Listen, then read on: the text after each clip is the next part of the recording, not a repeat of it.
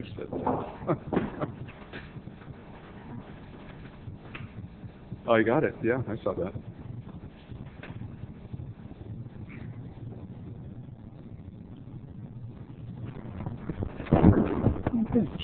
Go ahead and let's start this meeting for 1:30.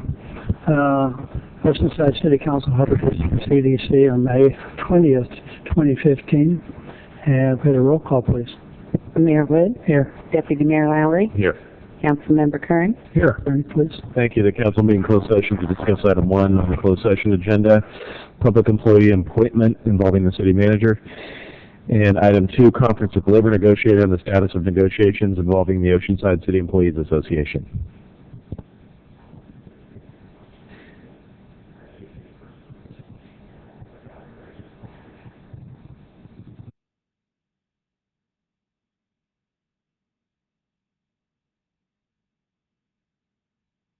Walk all back there.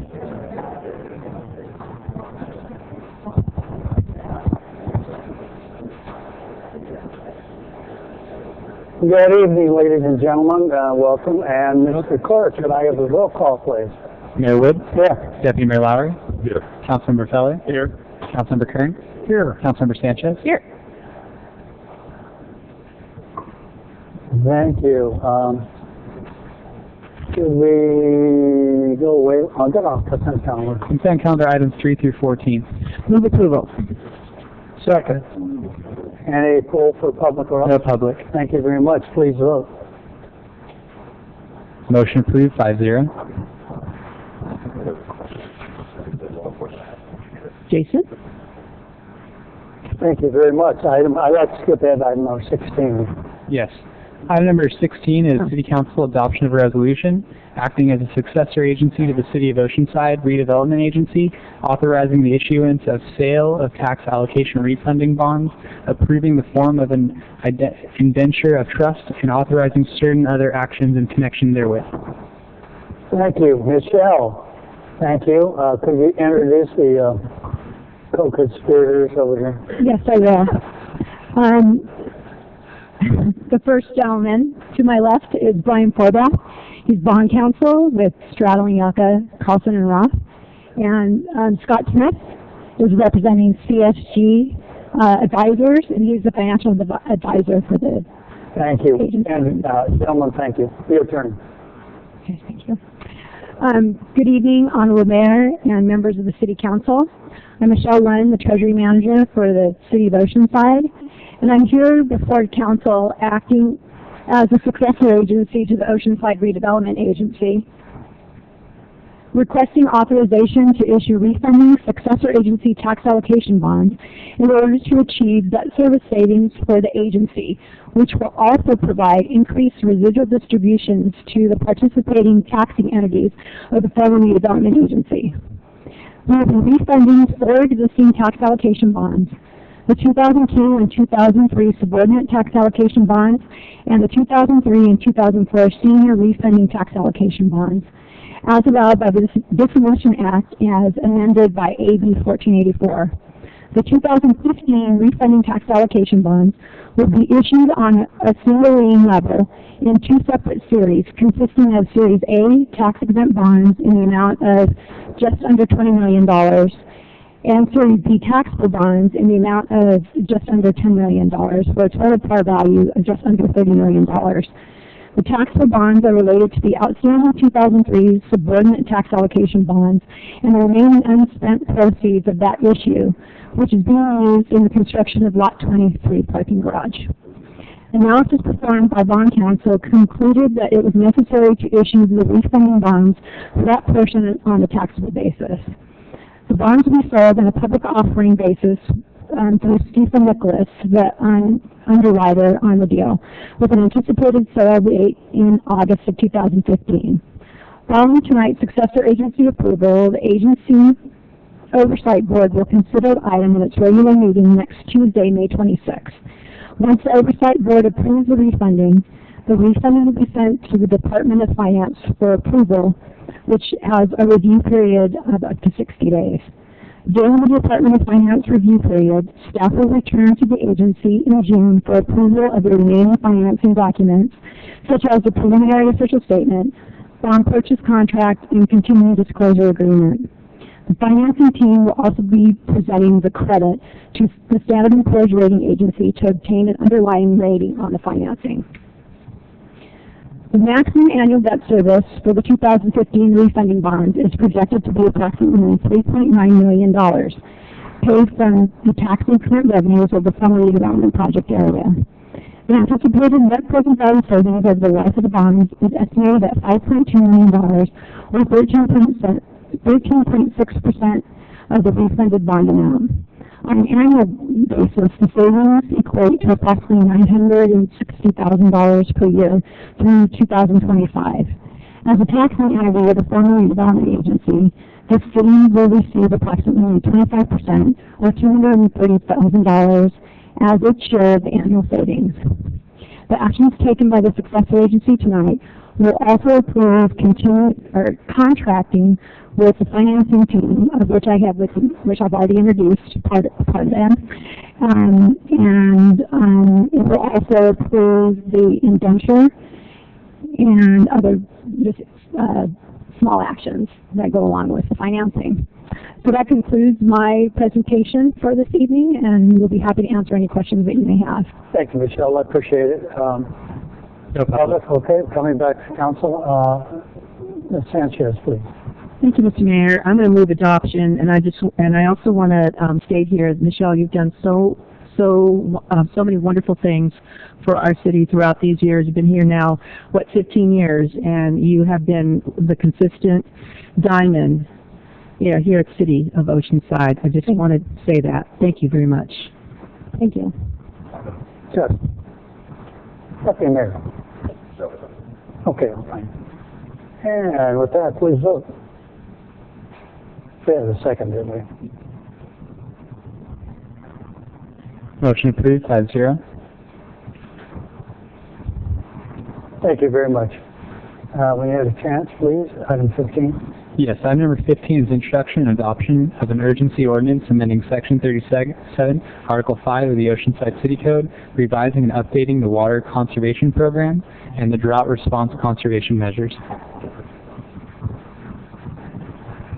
Jason, how you doing?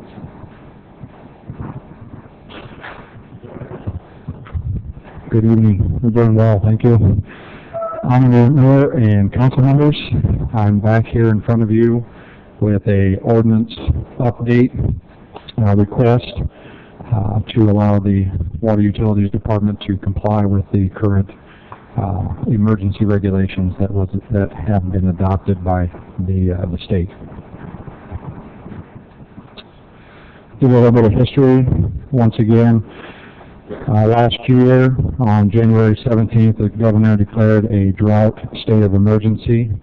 On August 6th of 2014, council authorized a level 2 drought alert for the city of Oceanside, which among other requirements also restricted our outdoor irrigation to a maximum of 3 days per week. On March 17, 2015, the state board issues emergency drought regulations focusing on additional outside irrigation and discretionary use reductions. And then on April 1st, the governor issued an executive order imposing statewide mandatory restrictions and reductions of water use by 25% for the entire state of California. As part of those regulations, the city of Oceanside was able to fall within a category that reduced our specific reductions to a level of 20%, which is much better than a lot of the other agencies in San Diego County. That number was based on existing conservation that residents and businesses have implemented over the past several years, so it's a result of previous conservation done by our residents in Oceanside. On May 5th of this year, the state board adopted the emergency regulations, and those regulations are to take effect on June 1st.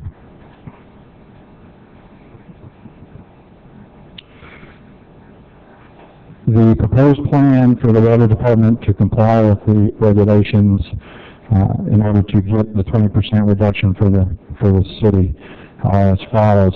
We intend on changing our assigned outside irrigation days from 3 days per week to 2 days per week. We are stipulating that our dedicated irrigation users are required to cut their use by 20%. The water department is also targeting all of the top 25 users in all the customer classes, requiring reductions of 20% to their outside irrigation. We have already met with the ag customers. We had a meeting with about 60 ag customers. We had a meeting with all of the school districts within the Oceanside service area, and then we also have already met with the golf courses, describing and discussing with them the measures necessary to get to the 20% reductions. We are also on an independent requirement, our special ag water rate customers. They're subject to a mandatory 15% reduction, and that is from allocations through the Metropolitan Water District. That is an independent program, and it is implemented regardless of the current restrictions through the governor's office and the state board. As part of the restrictions, our mediums that contain ornamental grass need to be, the irrigation needs to be terminated, and staff has identified all of those areas. We are intending on sending a letter to the respective responsible parties and working with them to assist in potentially removing the turf if they agree to install some drought-tolerant landscaping. The intent is, as far as the city and the water department regulations, we expect to see some of our largest savings from the cutback from 3 days per week to 2 days per week on outside irrigation. So with respect to the ordinance update, there are a few items within the ordinance that are strictly cleaning up in the language. Some of the more important items, obviously, is the level 2 updates for restricting from 3 days per week to 2 days per week for outside irrigation. That 2 days of the days dedicated for irrigation will be at the discretion of the Water Utilities Director. We are adding language to stipulate that during a rain event, the irrigation shall be turned off and not ran for 48 hours after a measurable precipitation. We are modifying the language to include restrictions on those parcel owners that use private wells for irrigation. We are modifying the language to include restrictions to cover commercial growers and nurseries if the state board so desires as part of their restrictions. Change the time limit for repairing leaks from 72 hours to immediately upon notification, and also a cleanup in some of the language, which includes changing the recycled to recirculated under operating of ornamental fountains. One item that we are pleased to note that our commercial ag customers are exempt from the cutbacks. They are required, however, to recertify with the Water Utilities Department, and it is a certification that must meet the definition of Governmental Code Section 51201.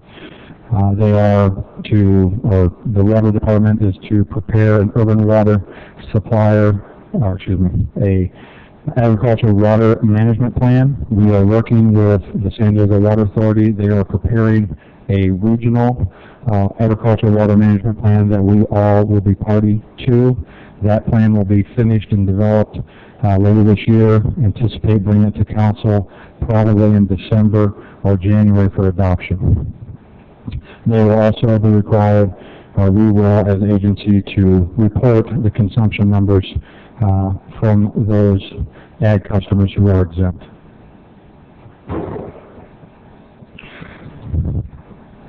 As far as enforcement is concerned and how we get to that 20% reduction, we have modified our dog tags, which is our first level of notification to a homeowner who may have a broken sprinkler or sprinklers that are irrigating off property and discharging onto the street, curb and gutter. We are enhancing our education and outreach. We are adding 2 additional code enforcement 1,000-hour employees that will be dedicated to the water department and water calls. We are anticipating increasing patrols by our water meter shop.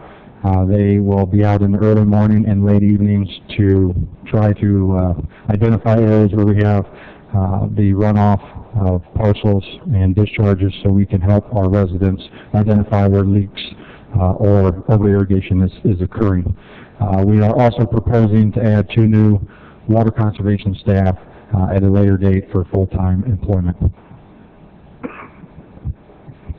On to the proposed watering schedule, we have worked very closely with our operations staff to determine which days are appropriate and will fit within our operational constraints for our system. We have identified here that our single-family residential customers will water on Tuesdays and Saturdays, and all other customers will water on Monday and Thursday. This slide here shows where and how we anticipate our projected savings to comply with the 20% cutback. As it currently sits today, we are looking for approximately 472 acre-foot of water per month of savings.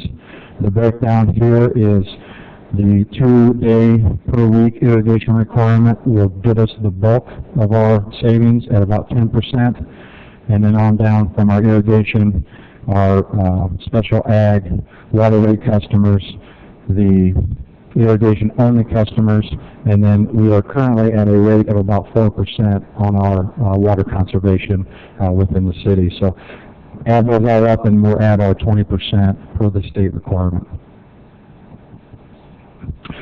So what we're asking for today is staff is recommending City Council approve or introduce and approve the modifications to the ordinance allowing us to comply with the state regulations.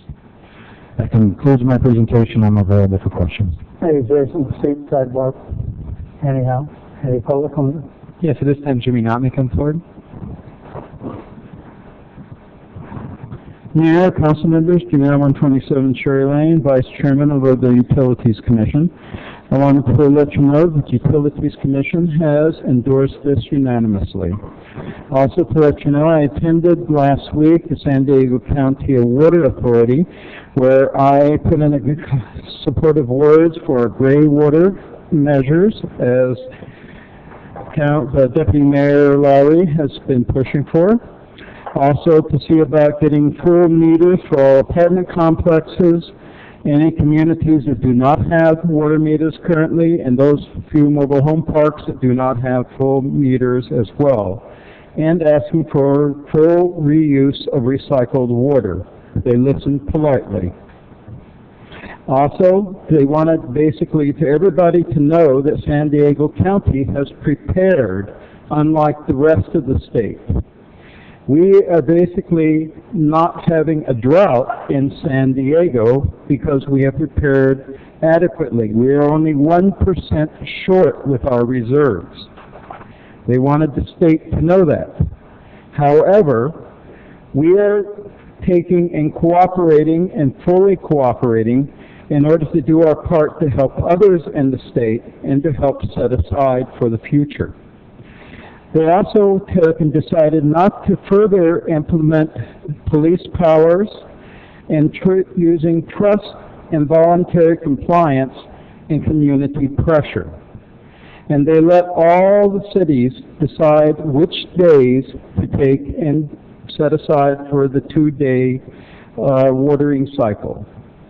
So that's basically what happened down the San Diego County Water Authority to back up what Jason has brought to you. Thank you. No further public on this item. Back to the council. Mr. Kern, please. Thank you. Couple of questions, Jason. One, your education and outreach program, what is that going to consist of? We have updated our bus stuffers so that we can get the information out to our customers. We have the door hangers. We also have an update on our cards that we hand out and we place around all the facilities.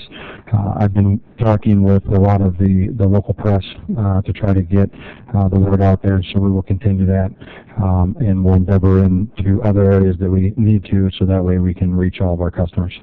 Yeah, thank you. Actually, was it last week you and I were out at South Morrow Hill meeting with the South Morrow Hill Association about not only current water but our future water plans and also the agritourism that we're trying to incorporate there. But I just want to encourage anybody out there that belongs to the homeowner association to contact the utilities department, and we will, well, not we, Jason will go out there and talk to you and explain exactly what's going on and how you can actually save water and what these watering restrictions mean.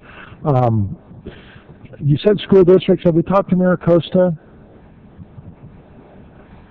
We're going to talk to Oceanside Unified and Vista Unified. So the Maricosta is on our list. Yeah, because they're a fairly large campus and a lot of grass.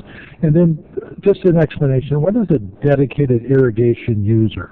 Is that just like homeowner association irrigation meters? Yeah, so dedicated irrigation meter is a meter that does not have a sewer connection associated with it, so it's irrigation for right-of-way, it's irrigation for parks, it's irrigation for golf courses they have dedicated, so there's no connection and no charge for sewer connection or dedicated irrigation meters.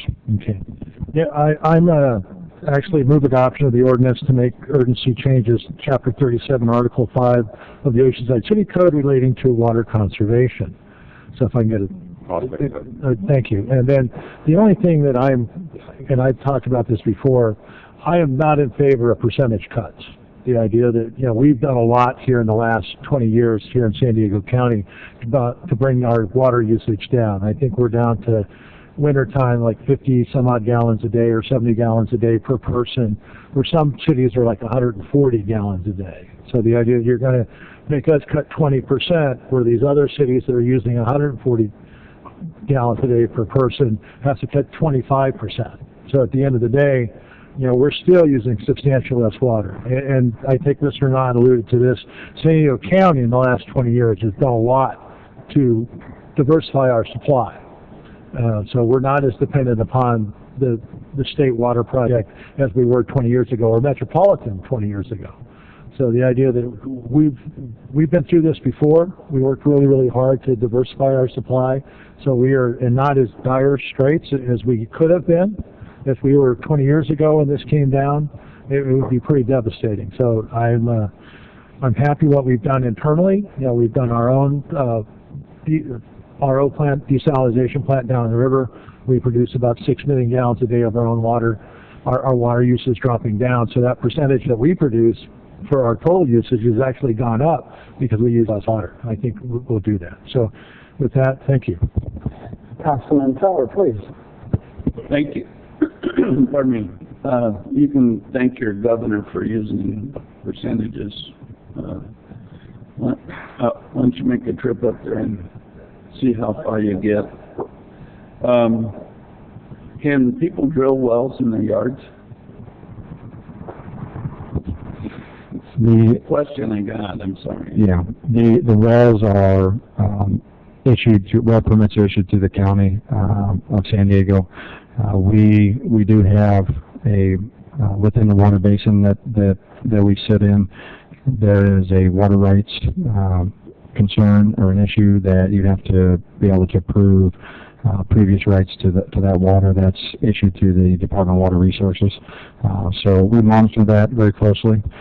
The wells are, as mentioned in my presentation, are part of the 20% restrictions through the state. So they're trying to conserve on the use of water from the aquifer also. And the one question I had, you sent out a notice of just yesterday or today of the right-of-ways that, the medians that are affected, and you've had some resistance from certain associations? I have not received resistance directly at this point. We're in the process of getting the letters out to those affected parties that are responsible for that landscaped area. So I anticipate I will be receiving calls soon. Okay. Thank you. That's all I have. Deputy Mayor. Thank you, Mayor Wood. Jason, I've got two questions. One is, I'm getting regular messages from people who are telling me that their HOAs are still insisting that they must water their Bermuda lawns in their front yards, even though the people are asking if they can convert to a more drought-tolerant landscape. And so they're saying, what can they do? And I say, well, besides calling an attorney or writing the state of California, is there a simple message that the city can give to individuals who want to deliver that to their HOAs? I believe the drought regulations, the emergency regulations will trump the homeowner association rules and regulations. So if a person has a question of me as a council representative, would I refer them to you as the water utilities, department? That would be fine, yeah. Thank you. And then I have a personal question. I didn't know this until there was a public records request by the Union Tribune, but they wanted to know how much water I had used in 6 months last year and then the most recent 6 months, and it indicated that I was using 2.5 units at my home last year, and that I'm now using 1 unit because we were asked to cut back. So now I don't know if I can go any lower than 1. So what would happen to a person who's already cut back by 60% and they're asked to cut back another 20%? So that's the one, I think, nice thing about the program, if there is a nice thing about it, is that we're really looking for the discretionary water use or irrigation, outside irrigation. In reality, anybody that's in your area or your arena with respect to the water consumption for residents, 1, 2, 5 units, they have, in essence, eliminated their discretionary use. That is very impressive, quite honestly. So it's those that are much higher and above the what we consider inside use that we really are looking for the cutbacks from. Thanks, I appreciate what you're doing. That's pretty good to be that low. So, but we're targeting outside irrigation. Yeah, I have 0 1 month. I don't know how that could happen. Yeah. 0? Yeah. Seems like it was a mistake. Yeah. Yeah. Okay. Well, thank you. Thanks. Councilmember Sanchez. Thank you, Mr. Mayor. And this was hotly discussed in the Utilities Commission meeting. And what I asked was, how could we've asked our community to conserve water, and they've done so much already. How can we continue? How can we do another 20%? And Jason, you said, well, most of the 20% is going to come from reducing the watering of lawns and plants from 3 days down to 2. And I asked you about the days, which was Tuesdays and Saturdays, and asked you if they could be changed, and you said, no, this is really county-wide. Is that right, those days? Originally the county looked at doing a county-wide program. The issue with that was each individual agency has very specific operational issues or constraints within their system, and mine are different than they are. So I worked very closely with our operational staff to determine which days were best suited for this 2 days per week setup, and this is what we came up with. The Water Authority, in their adoption of the regulations on their end, agreed that the local agency should have the discretion on which days to require the watering. Okay, so for Oceanside, So for Oceanside, single-family residents are Tuesdays and Saturdays, and then all other customers, apartments, condos, businesses, public agencies, irrigation meters are a Monday and Thursday. Okay. So, again, you indicated that you believe that most of the water that we'll be able to conserve most of that water, even though we're not in the situation where the conditions require it. It's really to save the water for next year, right? To store it, save it for next year. But the way this was going to happen is reduce it down from 3 days down to 2, and that staff is going to be going out early morning and late evening to try to catch those that are overwatering. Is that right? That is correct. Okay. So you described a program where there would be first warnings and then some kind of citations. Is that right? That is correct. The goal is compliance, and talking with our code enforcement group, who will be the ones out enforcing the regulations, they have found that in 90% or greater of the customers and residents comply once they are notified that they have an issue. So that's a great return and response from our residents. So we do have a mechanism where we can issue citations and fines, and hopefully we don't get to that, but if necessary, we have that ability. What is the first fine what's the first level of fines? So after the first initial notification, and if there is no compliance, the first fine is $100.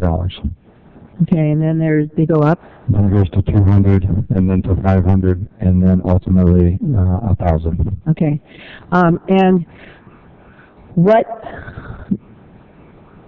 they are really wanting is for us to come up with a plan. We will not get penalized if we don't exactly hit 20%, will we? That is a question that has not been directly answered from the state, as no different than what we're portraying out to our customers, is that we want to assist in compliance and getting that reserve, the conservation level. So the state has indicated that as we start providing them with our numbers, which we will provide them on a monthly basis, they're going to see if they can assist us in getting, if they're not meeting our target, then they're going to try to assist and help us in any way they can. They realize that, or at least they've indicated that finding agencies is not necessarily going to get the end result they're looking for. Helping the agencies is really the ticket that'll get the end result. Right, but they have indicated approval of the plan that you submitted, that the majority of that 20% is going to come from the reduction of watering lawns and plants from 3 days down to 2, and not really looking towards ag for a lot of that savings. Is that right? That is correct. So the commercial ag customers are exempt. My numbers indicate that we'll get about half of our savings from that reduction from 3 days down to 2 days. Right. So again, this is another hardship for our residents, and we all understand it, where this is a law that's being imposed upon us at the state level. This is, conservation. You think that, and I know this is an issue that has been brought up before, where you think that conserving water, using less water, somehow the bills start to get lower and lower, but it's actually quite the opposite that happens. So we still need to conserve water. It's something that, we're under the state mandate. I'm asking our residents to do just that. We're doing our best to come up with alternative water sources here within the city of Oceanside. I want to make sure that our residents know that we are pursuing every innovative opportunity to make this happen for us. So again, I feel like I have to apologize to you that we're doing this, but this is something that we have to do, and otherwise we would be, I would think that if we showed, you know, a lot of people not complying, that we probably will get fined, and that's something we don't want to happen, because fines end up being passed through to our users, to our water users. So I really appreciate, thank you very much for understanding the situation and for helping out, you know, giving your best shot at helping us to conserve water. Thank you. Deputy Mayor. Jason, I've got another question. It says here in the ordinance that it will become effective immediately June 1st. upon approval, June 1st.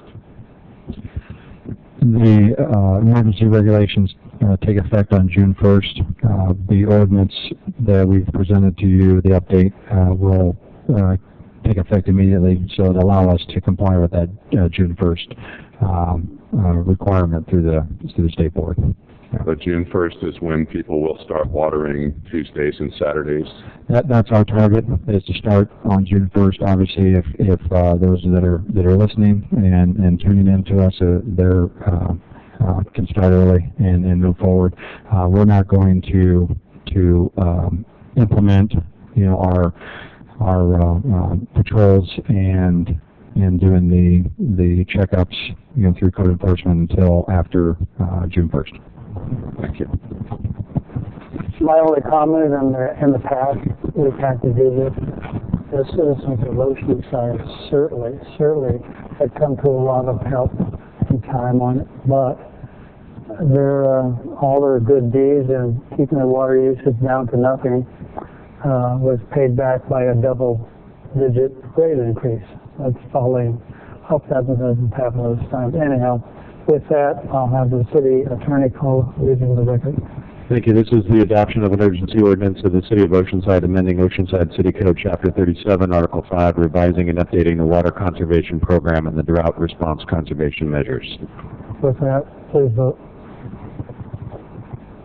Motion approved, 5-0. Thank you very much. Council reports. Mayor Wood, I pass. Deputy Mayor Lowry. Let's see here. It's been a busy couple of weeks here in Oceanside, and I just want to mention that I last week went to the Oceanside Museum of Art for an event that was called Art After Dark, and that was very interesting, fun. They have a lot of shows right now in all their galleries, very different art. Most of it is based on either local art from local artists or local artists adding to what they've created. It's a really good program currently at the museum. I also joined with my fellow council members serving food at the Operation Appreciation down at the beach. Well, anyway, Jim was there. He woke me up early to get down there. And a lot of people participated, so anyone who wants to join in, Operation Appreciation is a really good way to reach out to the larger community that we have here. It's not just military individuals, it's their families. Everyone goes down there. That was pretty fun. It was the first time I'd gone. Also, immediately after that, I went out to a community event at Libby Lake Park. I'd never been to the park before, but we had our Parks and Rec department and our housing services and our police department, all the city and community groups, Vista Community Clinic, who work in that community were out there, and it was a really positive event for me. And the most impressive thing was the lesson that we were given of how the police dogs work. If you want to see dogs run really fast and hang on to someone's arm, watch for the next time the police do one of these demonstrations. It's pretty intense. I think the lesson there is that kids don't want to get out of line because these dogs can come after them. It was a very kind of shattering, shocking experience. I'm glad I saw that.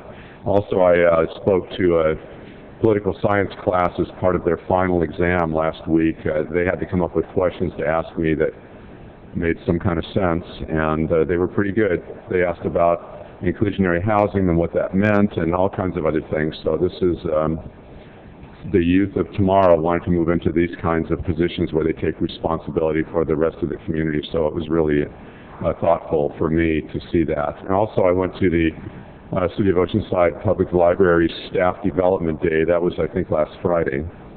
And that was in here. The entire center section was full of our staff, and I know they had a great day. They had a really good attitude at 8 a.m. or whatever time of the day that was.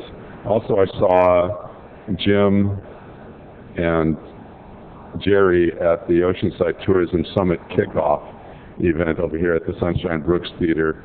And then I went to the Law and Order Awards banquet. I saw Jack and Jerry at that, and I don't know if anyone else went, but there were a couple hundred people.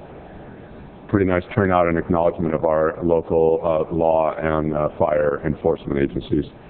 Also, I have a flyer that I want to put up there that I'll give to Jimmy not to do later, but this is for fundraising event that's called Oceanside Heroes.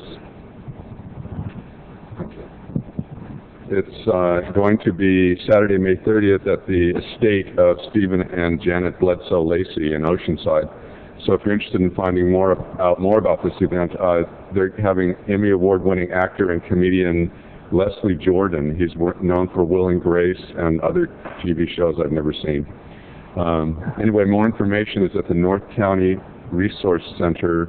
It's the North County LGBTQ Center here on Coast Highway, and this is to help them support people who support civil rights, justice, and equality for everyone in our community.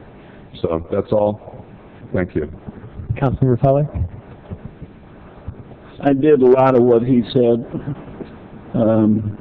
so I'll just tell you about the MLK Garden Reception, which is this week. That is the honoring, I think they're handing out $39,000 in scholarships at this reception, and that as well as at the Lacey home. Memorial Day celebration over at Vance for on Memorial Day Monday at 10 o'clock. Pacific View School kicks off their commencement ceremony, so that's the first graduation of the schools on the 27th. And we've lost a great human being for the city of Oceanside, and that is Oscar Culp. He passed last week, and the service is on the 30th. No, I think the 30th at 10 o'clock at Friendly Church of God in Christ on Dixie Street, and he is just a jewel for the city of Oceanside. He spent almost his whole life here, even since the Second World War, and so it really makes a difference to the community when you have treasures like that. And so one last thing, I have a 23-year-old granddaughter who just turned 23, so I'm feeling older every day. Thank you. Councilmember Kern? Thank you. Actually, I'm not going to repeat anything that they said. The other thing I'm going to add to it is the Public Safety Awards were put on by our local American Legion in the Elks Lodge. And it was at the Elks Lodge. And it was probably the best attended one they've had in the last 2 years. So it was really nice to see everybody turn out to honor those awardees for them. And then, again, just the Veterans Association of North County, the Memorial Day service at 10 o'clock at the 1617 Mission Avenue here in Oceanside as part of their celebration of Memorial Day. So, plus I went to most of those events too, so thank you. Councilmember Sanchez? Thank you. I attended the College and Career Day event at Thomas Jefferson Middle School, my alma mater. It was really, really great to see these kids. Got to talk to 3 classrooms, and they're definitely excited about their future, which is really our future. So that was really, really cool. We do have coming up a coastal symposium. That is May 26th and 28th in San Diego. That will be addressing climate change, stormwater regulations, and sea level rise. On May 30th, that's already been brought up, it's the LGBTQ Garden Gala fundraiser at the at Stephen and Janet Lacey's home, which is the day after their event for the MLK scholarships. So that's really, I mean, for them to do this 2 days, no, not 2 days ago. It's one is this Friday the 22nd, the other one is the 30th. There's also on May 30th, we have the 150th year anniversary of Alice in Wonderland at the library. So this is really going to be fun for the kids, 5 to 7 p.m. at the library here at the Civic Center. Also, let's see, on June 4th, we have OHS graduation at the amphitheater, tradition, since way back when, and that's going to be from 5:30 to 7. And June 5th, that's the Friday, the first Friday, that's Art Walk. It starts at 6 o'clock. And it also is the summer kickoff for our summer reading program at the Oceanside Public Library. Day after that is June 6th. It's the Philippine Cultural Celebration, a really, really fantastic event here at the Civic Center, 10 a.m. until 4 p.m. Please put that on your calendar. Always, always a fun event. And that's all I have. Thank you. Ladies and gentlemen, we'll take a break until 6 o'clock to arrange for the second half of the council meeting. Until 6 o'clock, thank you.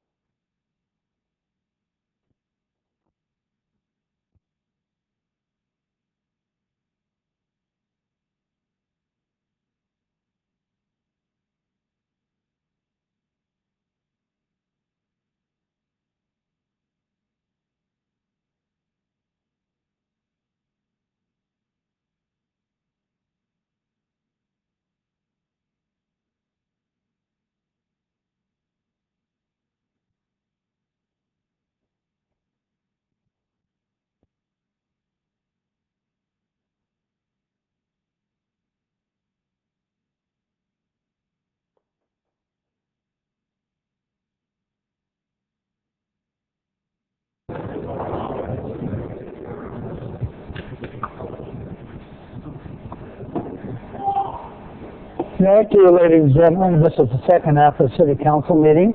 We have some presentations and awards to do. I appreciate it if you have a phone or page, you put it on silent, we'd appreciate it. Also, by policy and procedure, I have to introduce in the back, where's the mayor of Vista? Mayor of Vista, Judy Ritter, we're at the present, so we have her here for us. I'm going to pass to Judy. Thank you very much. I know you're here for a special cause. We'll get to it in a few minutes. Thank you. With that, I'll turn it over to my aide, who's going to do some things about the invitation and the Pledge of Allegiance. Go ahead, and you'll stand, and you can sit down. Please stand for the invocation and Pledge of Allegiance. Tonight's invocation will be delivered by City Clerk Zach Beck, who is also youth pastor for the Fields Church. Please join in bowing your heads. Father, we come before you to say thank you. Thank you for the privilege, the blessing, the honor it is to reside in the community of Oceanside. We come together as diversity, a city of different backgrounds, different beliefs, different presents, and different futures, yet one common goal, and that is the betterment of this community. We come together tonight to seek your guidance, wisdom, and discernment through the deliberations that transpire this evening, and in doing so, we lift up Councilmember Speller, Councilmember Kern, Councilmember Sanchez, Deputy Mayor Lowry, and Mayor Wood. May you grant them peace and wisdom during their discussions this evening. We say all these things in your precious name. Amen. Tonight's Pledge of Allegiance will be led by Jacob Zapatella. Jacob is a 6th grade student at Tri-City Christian School. Before we go on to this, Jacob, remember the name is Zapatella, Officer Kevin line of duty in Oceanside. This is his son, a good-looking son. Thank you for being here for us. Pledge to the American flag, ready, begin. I pledge allegiance to the flag of the United States of America and to the republic for which it stands, one nation, under God, indivisible, with liberty and justice for all.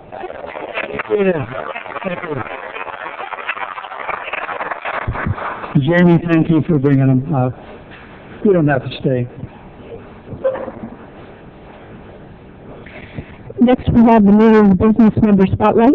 Will the following individuals please come forward when I call your name? David Nyberger, President and CEO of the Oceanside Chamber of Commerce.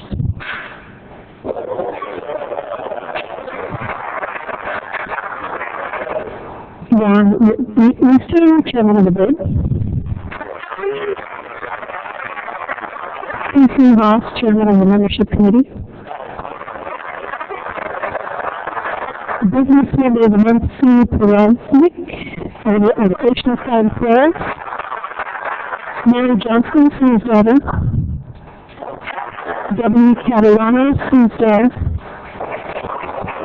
Peggy Pereznik, Sue's daughter-in-law. Denise Shamley, 20-year employee of Oceanside Florist. And Thomas Mayfield, 5-year employee.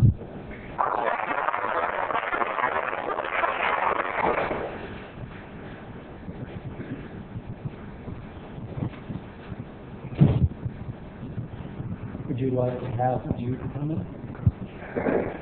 Judy, come on down. Come on down. No. They said they wanted you. Well, that's fine. We got you down here. Put you in the middle. Hey, thank you very much. Yeah, we have a whole family here. We want to recognize Sue Pereznik, who is the owner and operator of Oceanside Florist. It's the store on South Coast Highway here. And the typical thing is that Oceanside is a little bit different from other towns around here because we have some large businesses, but really the bulk of our businesses are small. They're family-owned, they're one-person or five-person operated businesses. So you can see that all these small businesses is really the cornerstone of our city, less so than a few large businesses. So Sue is really representing that. And your small business is one of our lifeblood in Oceanside. And you have been born in North County. You're a North County native. You have been owning that store for 30 years here in Oceanside. And it's a family-operated business. It's really the typical business we like to see in Oceanside, doing well, run by a good businesswoman. So you have your daughters here. You have granddaughters, you have a long-time employee of decided Denise, 20 years working with you. So it tells you something about the consistency. It's not just somebody starting a business, disappearing again after 2 or 3 years.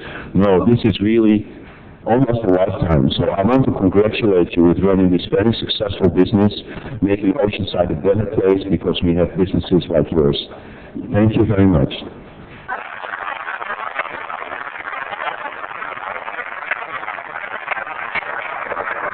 Well, as you may or may not know, this is a presentation we do monthly down here for all of our members, and it's very difficult for us to select the member of the month because we have over 700 great members. So, very happy for you, Sue. Thank you very much. When your daughter gave me the information about it, I said, boy, did we pick the right person for this one. Thank you very much. And she's also really good with us, helping us out for our the events we have for the folks on the basic Camp Pendleton, providing flowers for our spouses of the year, and that's a really a wonderful thing, so thank you.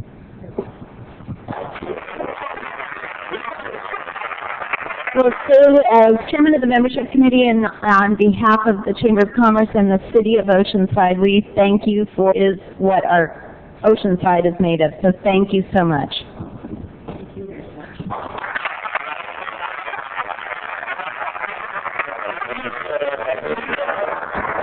Thank you very much. Appreciate it all.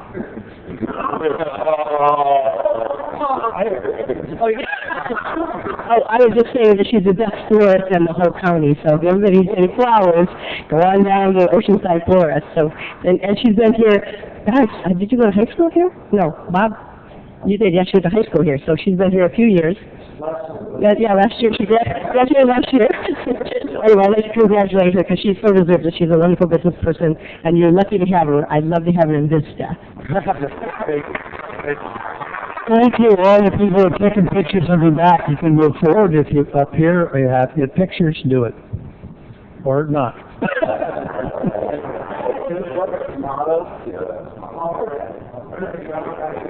There you go now. Your husband is also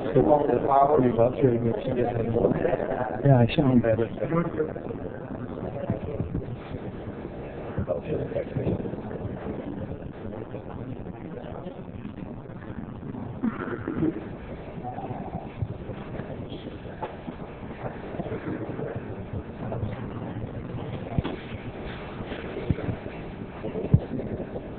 Thank you, ladies and gentlemen, for the business of the year, basically. And it's a real honor to have the mayor of Vista here for us. But I also, I I didn't think she'd be here for a stranger. I want this young lady who's done so much in the Chamber of Commerce is also leaving soon. So, hey, I worry about it. Thank you very much for this.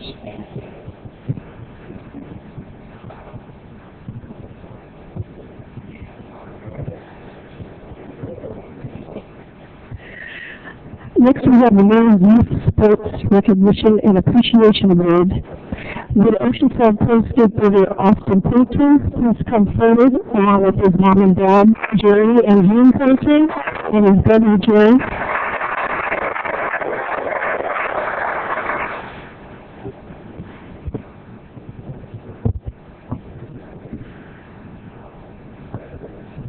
Austin has been skating for 10 years, winning his first event at 10 years old. In 2011 and 2012, he won back-to-back World Cup titles, making him the #1 amateur in the world 2 years in a row. With these 2 wins, he was classified as a professional skateboarder and could only compete in pro contests. In Austin's first pro event, he was one of 10 riders to make the finals out of a field of 40 of the world's best bowl skaters. He made the finals again the next year in the same Vans Pool Party event. Austin's travels have taken him to Maryland twice for the youth skateboarding tour, as well as many other competitions in several different states. He was invited to skate in the Nike skateboarding event in Australia and finished second in the high air and bowl events.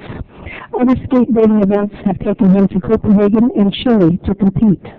Austin's sponsors include Monster Energy, Oakley, GoPro, Bell's Wheels, 5-1 Helmets, 187 Pads, McGill's Skate Shop, Osiris Shoes, and Botaco. Austin is a proud Oceanside High School graduate and currently attends North Costa College, taking his homework with him whenever he travels. Please join me in a round of applause for Austin's outstanding accomplishment.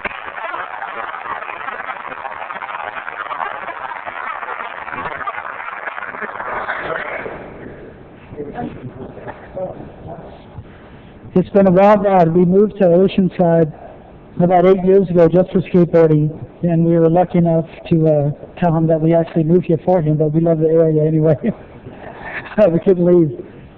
But Oceanside's been really great for us. Our family's well acclimated. The school system's been great. He's found a great high school at Oceanside, went there all 4 years and made a really good family of friends, and we're really happy and couldn't thank Eileen, everybody, the mayor, everybody for having us right now. Thank you so much.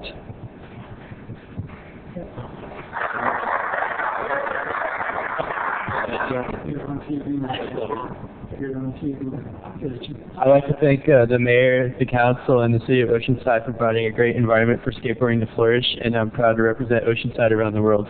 Thank you.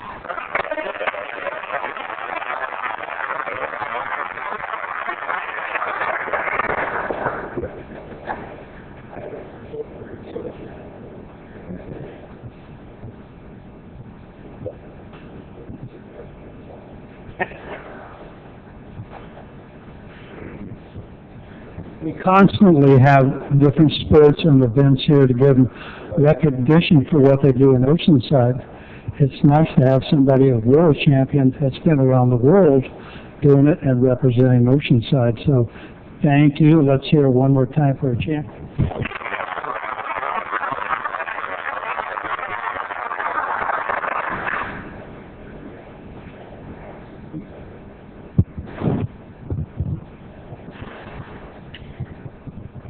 Next, we have a proclamation for Building Safety Month.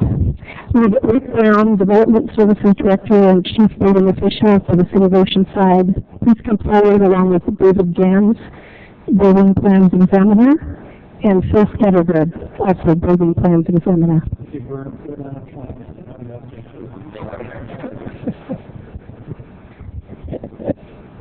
Proclamation in honor of Building Safety Month.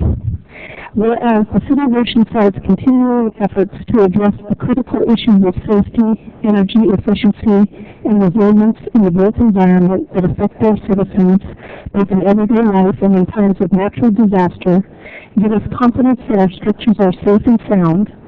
And whereas comfort is achieved through the devotion of vigilant guardians, including building safety and fire prevention officials, architects, engineers, builders, laborers, and others in the construction industry who work year-round to ensure the safe construction of buildings.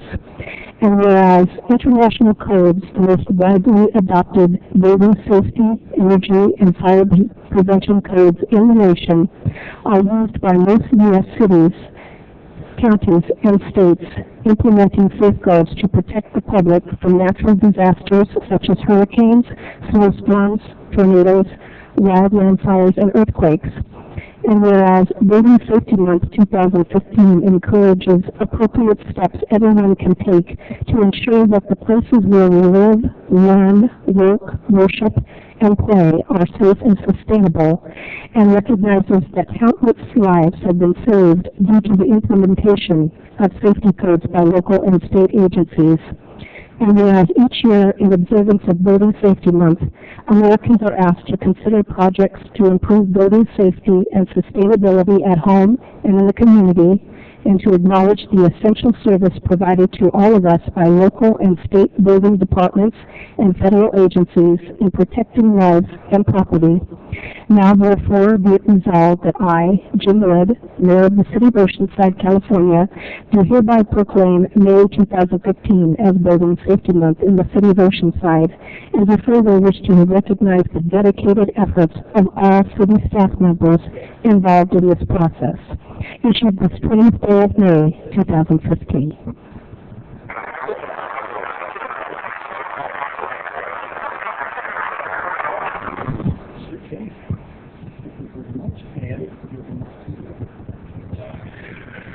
Thank you, Mayor Wood and members of the council for taking the time to recognize Building Safety Month. May each year is designated at the federal, state, and local level as Building Safety Month, and we appreciate being recognized here in Oceanside. The building safety effort includes our building safety staff, our fire prevention staff, and others from planners to engineers to water utilities that all contribute to the safe and sustainable buildings here in Oceanside. So we do appreciate you taking a few moments to recognize that. I would like to give special note to my two colleagues here. In our profession, the highest honor is Master Code Professional. There are 45 people in California out of 7,000 building safety professionals who have this distinction.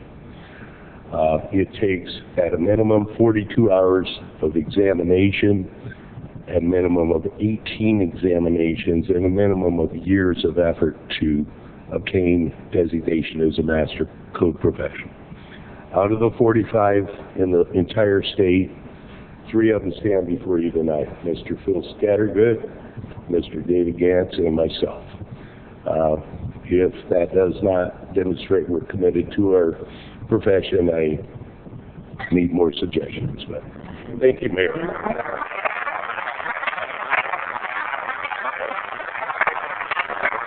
Thank you for this recognition. Yeah, thank you. It's been a pleasure working here, and I hope I can still work here years, and I'm also a resident and enjoy Oceanside.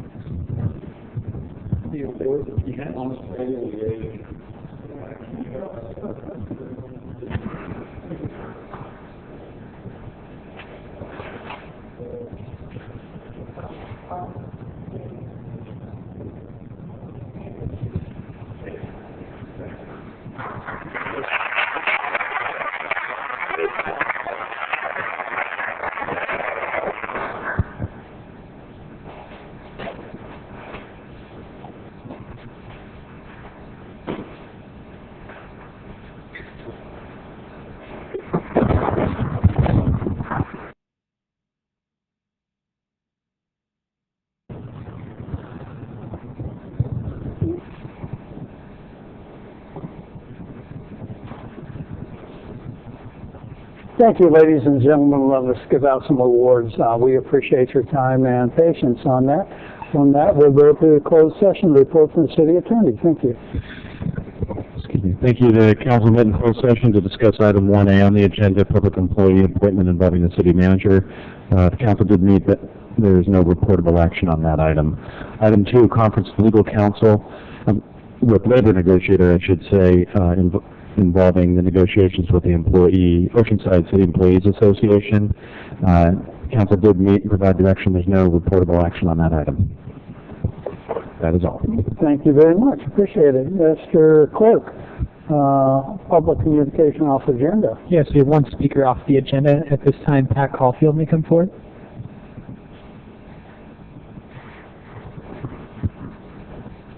Take your time, Pat. Don't trip. I know you represent a group of people out there. You can have them stand up or wave or whatever you want, and bring that mic down so you can talk. Yes, I would like to ask my neighbors to stand up or just to wave back here. I am Pat Caulfield, and I am here tonight along with several of my neighbors to ask your help with a serious problem in our neighborhood. The neighborhood is bound by Wisconsin Avenue and the railroad tracks. We have formed a neighborhood association to combat the problems. You will hear a lot from us in the days ahead. The problem. This little thing is attacking me. It's alive, yeah. We believe the integrity and character of our neighborhoods is threatened by two organizations that have total disregard for Oceanside zoning ordinances. The first is a corporation which purchased a home under false pretense on South Pacific Street in an R1 single-family residential zone. Remodeled it without permits, houses as many as 20 attics on a 24-hour basis, again without license or permits, and on a daily basis disregards the parking and trash regulations. The second is a business which purchased 12 plus homes along South Pacific Street, again an R1 single-family residential zone, remodeled all to house up to 40 people without any regard for the impact in our community, and this organization also operates a full-time business on Coast Highway without signage in front of the building, employing numerous people and others to book accommodations for these homes that he owns. Our association has two questions for you. How did this happen? Will you help us? We need your help to put an end to this by forcing adherence to the zoning and building regulations, and if necessary, sponsoring necessary ordinances to restore our neighborhood's integrity. Normally we don't address issues off the agenda. However, you or your group can go back in the corner and see that man sitting back there. He is a code enforcement boss of Oceanside. That's probably where you should start at, but the person you talk about, we've had issues with it, Ms. Sanchez, and Chuck Lowry, building places on South Pacific for 81 people in a house and no parking. It's an issue that's come up frequently. If you can leave your information with him, he'll probably get back with you on it. Well, thank you, Mayor. We have spoken several times to the code enforcement. We as neighbors do call frequently when we see that this code is not being enforced. Okay. And we believe that this problem, which is problems for the communities up and down the entire West Coast, needs to be tackled in a more forceful way. But thank you all for listening. Well, and we'll give you another step at the top level. The city manager. If she runs the city, she'll come on and get your phone number and talk to you later, okay? Okay, thank you. Thank you. Thank you, ladies, for showing up. Anybody else?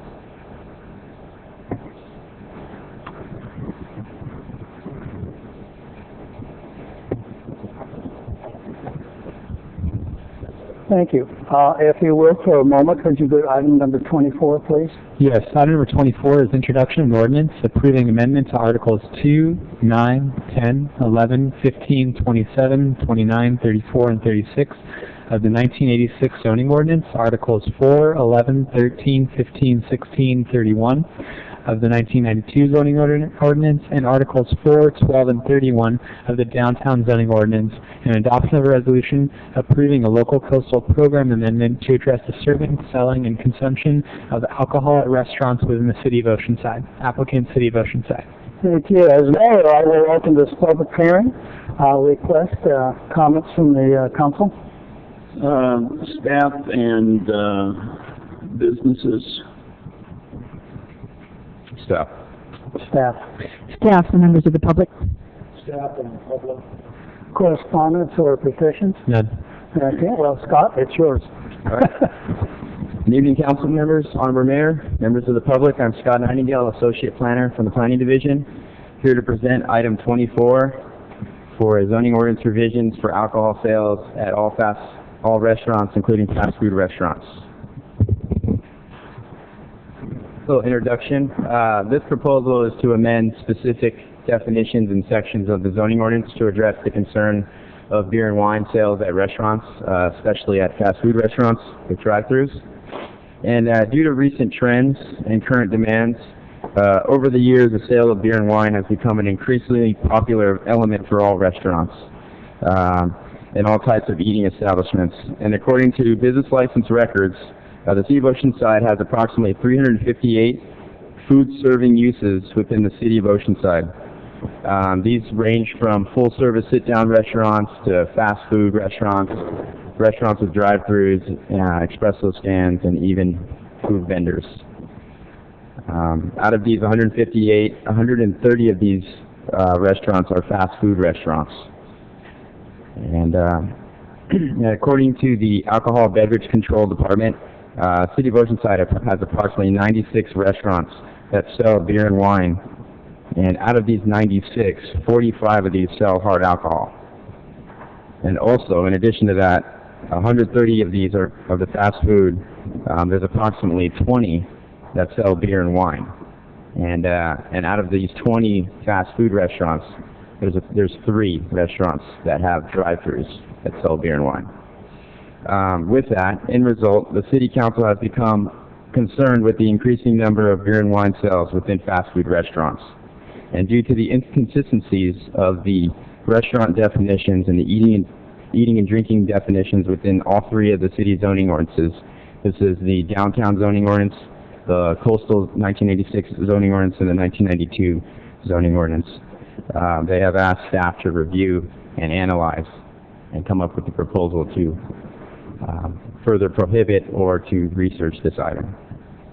Which this is why, on February 19th, the City Council directed staff to review and evaluate the adequacy of the existing ordinance and the provisions for selling alcohol, and especially at fast food restaurants. So with that, staff went back and reviewed all 3 of the city zoning ordinances to establish how we regulate alcohol sales, whether they be in fast food or in full sit-down restaurants. From that, we also looked at current trends, other city zoning ordinances for sample regulations, and we formulated a stakeholders group as well and held meetings for input. These stakeholders consisted of the North Coastal Prevention Coalition in Oceanside, Oceanside Police Department, Main Street Oceanside, the Oceanside Chamber of Commerce, and the San Diego Restaurant Association. And from there, we received some very valuable input from the stakeholders group, which we have proposed into these amendments. And some additional background, on November 17th, we also took this to the Planning Commission, where they found the amendments to be appropriate, and they agreed with staff's recommendations to prohibit the sale of distilled spirits at any fast food restaurant, and also prohibit beer and wine sales through a drive-through window.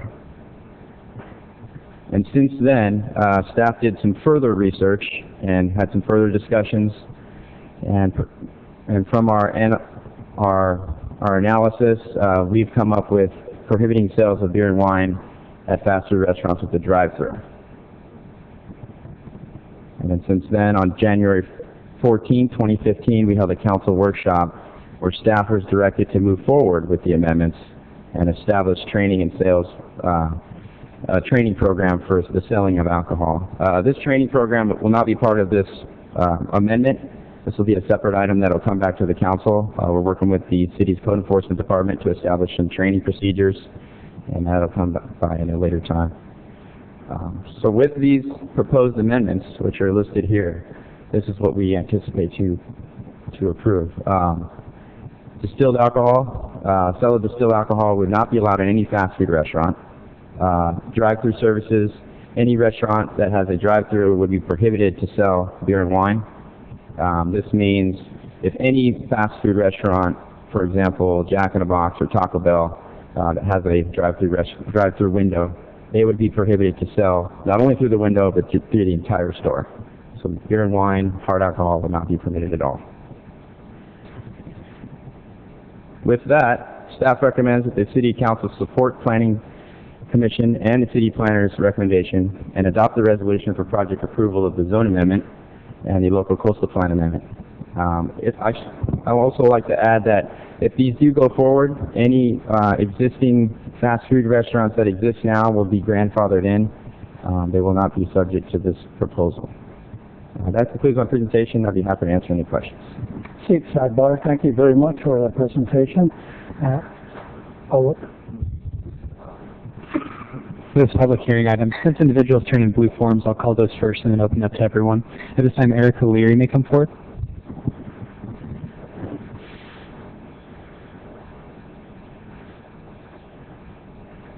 Good evening. Good evening, Mayor and Council members. I didn't expect to be first. So my name is Erica Leary. I'm the Program Manager for the North Coastal Prevention Coalition, which is fiscally managed by the Vista Community Clinic. Our mission is to reduce the harm of alcohol, tobacco, marijuana, and other drugs in the cities of Carlsbad, Oceanside, and Vista through community action, education, support, and collaboration. I'm also a resident here in Oceanside, and I don't have prepared speaking points this evening because a lot of the other speakers will cover some of my points, but I just wanted to remind the Council that this issue has been going on since February of 2014, where I believe it was unanimous support to bring this recommendation forward to have staff work on, and we appreciate the opportunity to work with planning staff and have the dialogue about reducing alcohol-related problems in the city, and the opportunity to discuss more at the workshop. Today, I was at various meetings where I continue to learn about the devastating harms and costs that alcohol brings to our society. We are not a prohibitionist coalition by any means, but the research is ongoing and compelling that the more available and accessible alcohol is in communities, the higher costs, the more problems, crime, violence, and underage drinking that we will encounter. So this is a great first step to further reduce alcohol availability at businesses that are highly targeted by young people and where young people often work. So we again appreciate the work of the planning staff and appreciate the opportunity to come before you this evening. You will hear from a representative of the San Diego County Alcohol Policy Panel. He's here. Anthony Wagner will speak shortly. But I wanted to take this opportunity, since I haven't run out of my 3 minutes yet, to invite all of you and the members of the public to the next quarterly Alcohol Policy Panel meeting, which will be up here in San Marcos on Friday, June 19th from 9 to 11 a.m. At the San Marcos Community Room, and I will give these to the clerk, where a renowned national researcher will discuss the costs of alcohol that we bear here in the state of California, where those come from, and the promising research tools and practices we can implement to reduce those costs. He's a great expert that we're lucky to have in our county, and I hope that you can attend. Thank you so much. Thanks. Next we have Anthony Wagner.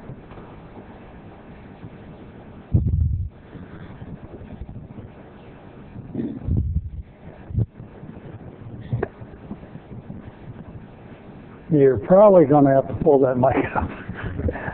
Thank you. Mr. Mayor, I've been all over the state and the county, and I've never seen a more lively city council session. So it's uplifting and gratifying to see all your civic endeavors. I'm Anthony Wagner. I'm the Senior Policy Strategist for the Institute for Public Strategies. For information purposes, I'm a land use expert and a planning commissioner in the city of San Diego. I'm here today on behalf of the Binge and Underage Drinking Initiative, the Alcohol Policy Panel for San Diego County. We are a fully funded Health and Human Services county-wide public health initiative that aims to curb the harmful effects of binge and underage drinking through a comprehensive strategy and policy implementation called environmental prevention. Consequently, I've also worked very closely with your city attorney with regards to some social host legislation as well. So on behalf of the policy panel, I want to applaud you, Mr. Mayor, and the council for directing city staff to evaluate public health impacts of drive-through fast food establishments attaining alcohol licenses. As you may already be aware, according to the California Constitution, the state has the exclusive power to regulate the sale of alcohol. However, cities like Oceanside and counties like San Diego do have the right to regulate alcohol businesses through their land use powers. Such regulations are needed as alcohol-related problems pose a serious threat to public health and safety throughout San Diego County. Erica was talking about the public health and safety costs, or the public health costs in general. It's about a $10.4 billion cost to San Diego County's gross domestic product, just to throw out a number for you. So we appreciate your willingness to address the potential measures that are designed to reduce alcohol-related harms that could result from alcohol being served in fast food environments. This local approach mitigates health and safety problems associated with the sales and service of alcoholic beverages, and the San Diego County Alcohol Policy Panel has issued a policy statement that I've sent out to you through your city clerk that helps to regulate or curb the disproportionate amount of alcohol-related, nuisance-related harm. Many cities across the state enjoy this local land use power. Cities that have implemented this strategy include El Cajon, Oakland, Roanoke Park, Ventura, the city of San Luis Obispo, just to name a few. With local control, police calls for service and violent crime have dropped dramatically. The Alcohol Policy Panel of San Diego County welcomes the opportunity to help you provide policy direction and be of help to you and city staff moving forward. Thank you for your time, Mr. Mayor. Next, we have Craig Balber.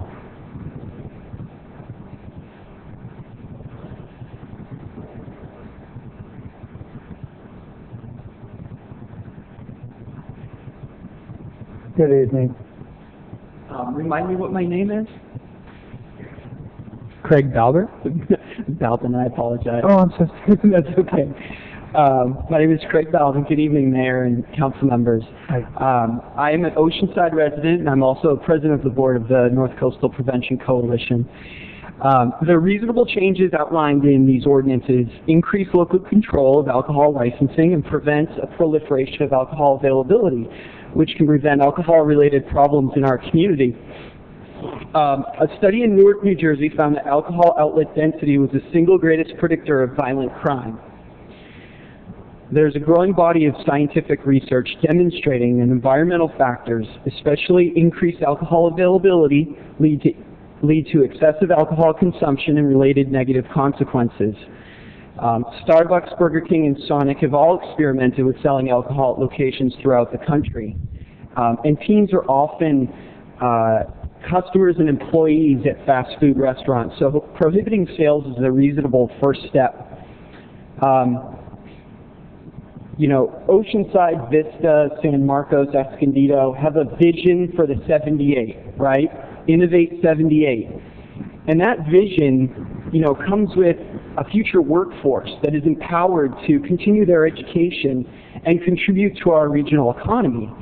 And it's interesting to me the disconnect between allowing considerable alcohol sales and allowing proliferation of pot shops. You know, there's a disconnect between that and enhancing our economy, enhancing our region, and innovating along the 78. So I know much work has gone into these ordinances before you tonight, and I thank city staff and NCPC staff and others for their diligence and efforts to develop the ordinances. It's a great first step, and we look forward to continuing to work with the city to develop requirements for alcohol sales and service training and other tools to help reduce the harm of alcohol in Oceanside. Thank you for your time on this matter. Thank you. Next, we have Diane Strader.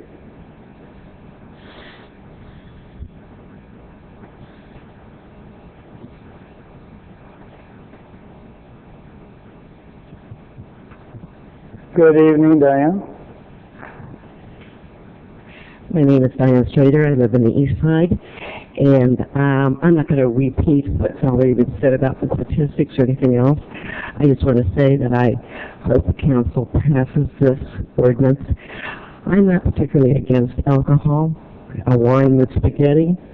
I don't see anything wrong with that.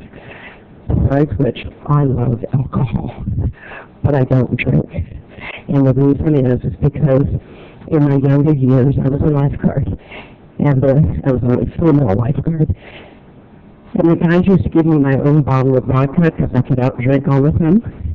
And then I was the one that drove them all home. If alcohol became available to drive-throughs, walk-ins, or whatever very easily, I would have been one of those people who would have gone in and bought alcohol, and in fact would have driven, because I didn't think I was any part. I couldn't drive because I was doing so good. I never had a hangover. I liked the taste of alcohol. But when I was at 9/11, we had to do a family history, a social family history, and I found out that I came from a long line of alcoholics. And as you may be aware of, alcoholism runs in families. I took a look at my family history and realized that especially my parents, almost all my aunts and uncles were alcoholics. My grandfather was an alcoholic. I don't know about the extent back of that on the mother's side. And so I quit drinking. I don't drink at all anymore because I don't want to take that chance of getting hooked. So I hope that you will recognize in my own testimony that there probably are people just like me living in this community who would take full advantage of going to a fast food restaurant and think nothing of drinking and driving. Thank you. Thank you. Next we have Ryan Billard.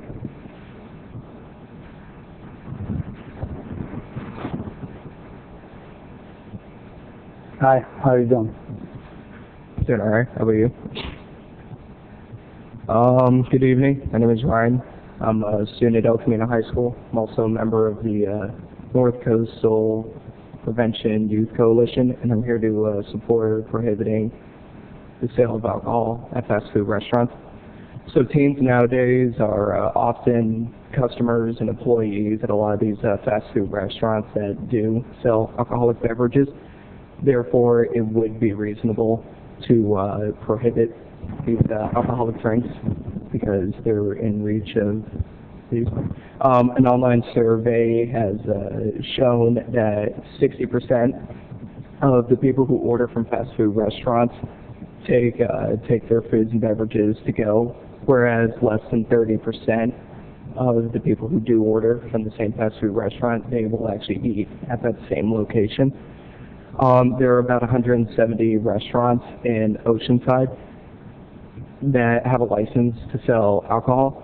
So doing so and prohibiting the sale of alcohol would prevent the expansion of it into the youth and whatnot. Thank you for your support and dedication to the community, and that is all. Thank you. This is a public hearing item. Any other members of the public wishing to speak on this item may come forward at this time. We see one. Hi, Nadine. Good evening, Mayor and Council. Staff, you did a good job. It was a lot of work. I just had a question. The way I'm reading it, I'm probably reading it too hard and too tight. It seems like there's several loopholes in there. And the one I'm most concerned with is the fast food or quick food, prepared food restaurant that says, okay, at 9 o'clock we're shutting our drive-in, so we're going to get an alcohol license for those hours. So I'm sure City Attorney's Office received some of my comments in regards to this, because it basically says, the way I'm reading it, any fast food restaurant can sell alcohol. Number one, I hate that idea because that's where most of our young kids start out with jobs, and they would be prohibited under a certain age from touching or serving alcohol. So you're going to keep some of those kids out of work and job experience. But then you have the little exception at the bottom, even though all of them can serve it, but it's a drive-through, but it doesn't address the loopholes. And I'm sorry to say, as an attorney, I saw that loophole immediately, so I would appreciate if the city attorney would address that. Other than that, I think it's a great ordinance, and I strongly support it and the work of staff. Thank you very much. Any other members of the public wishing to speak may come forward at this time. I see none. So close this public hearing and come back to the council, and Councilman Sanchez, please. Thank you, Mr. Mayor. Perhaps staff could answer the question. I think the only question that was posed was by Ms. Scott, either staff and or the attorney, city attorney. Well, I'll take a shot at it, Scott. You can correct me if you think I'm misreading it, but the definition, there's an attachment to the staff report, attachment 3, that discusses the proposed definitions, and that's what you find throughout the very thick document that you have in front. It's just inserted in various sections throughout the document. So a fast food restaurant that has a drive-up window or a drive-through or a walk-up window would be prohibited from having alcohol sales, either on premises or off premises.